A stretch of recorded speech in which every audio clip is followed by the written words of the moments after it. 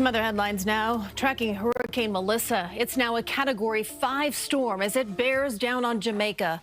This powerful storm could unleash catastrophic flooding, landslides, and widespread damage. It would be the strongest hurricane to hit the island since record-keeping began in 1851.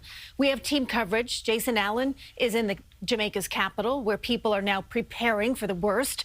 Let's bring in Lonnie Quinn first. He's in our virtual studio with the latest on the track. Lonnie. Okay, guys, the 5 o'clock numbers show that the storm is holding on to that Cat 5 status. 175-mile-per-hour winds around that perfectly formed eye wall. You were saying, hey, this could make landfall as the strongest to hit, the strongest to hit Jamaica. Listen to this. Listen to this. If it holds on to 175-mile-per-hour winds, it would be the strongest in the, since we've been naming storms to make a landfall. I mean, Camille, which was the grandmama of them all in Mississippi in 1969, had 175 coming on shore. If that holds on to 175, I mean, this is going to be catastrophic no matter what happens. But let me show you how the track is going to be playing out. It's currently 140 miles from the western shores of Cuba. We believe it's going to make this move to the north, which has already begun a northerly move. Then it's curved sort of northeast going over Jamaica. Cat 5. Maybe downgrade to a Cat 4 as it encounters the mountains of Jamaica. A lot of mountains in this portion of Jamaica. Hurricanes hate mountains, okay? They provide friction. They tear it up a bit. But a Cat 4 over Jamaica, exiting as a Cat 4 or a Cat 3 as it then goes over the eastern tip of Cuba and then eventually Cat 2 for the Turks and Caicos and the Bahamas. Tropical storm force winds in place right now. Already power outages beginning. Hurricane force winds all day tomorrow. That's the worst of it. 2 to 3 feet, if not more, of water. Rainfall will bring about mudslides and flooding and the storm surge, and we in this area know how deadly this can be. 9 to 13 feet, potentially. It could be one of the worst storms. I think it will be the worst one to hit Jamaica. Guys, let's go back to you. All right, Lonnie, thank you for that update. Yeah, and as you heard Lonnie say, Category 5. It's expected to make landfall overnight. Let's continue our team coverage here of Melissa with Jason Allen. He is live in Jamaica's capital, Kingston, with the latest there. We can see that conditions are definitely worsening, Jason.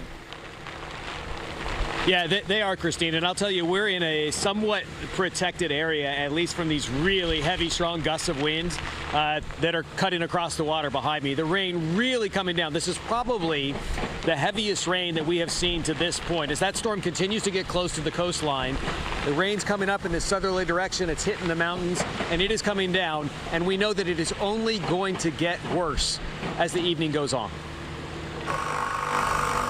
Jamaicans are boarding up homes and businesses and collecting last-minute supplies and food. Particularly, I was hoping to get some bread, but the shelves are empty. Hurricane Melissa grew into a monster storm as it churned in the Caribbean over the weekend, headed toward Jamaica. The National Hurricane Center warns it will likely cause life-threatening flash flooding and landslides. There is a lot of rainfall that is projected. We all have to be very, very careful and be prepared for the worst. Melissa is expected to be the strongest storm in history to hit this island. Even these early winds, we've already seen some of the metal roofing on homes and structures start to lift and flap in the wind, and some of these areas may see as much as 3 feet of rain. I think this one is different.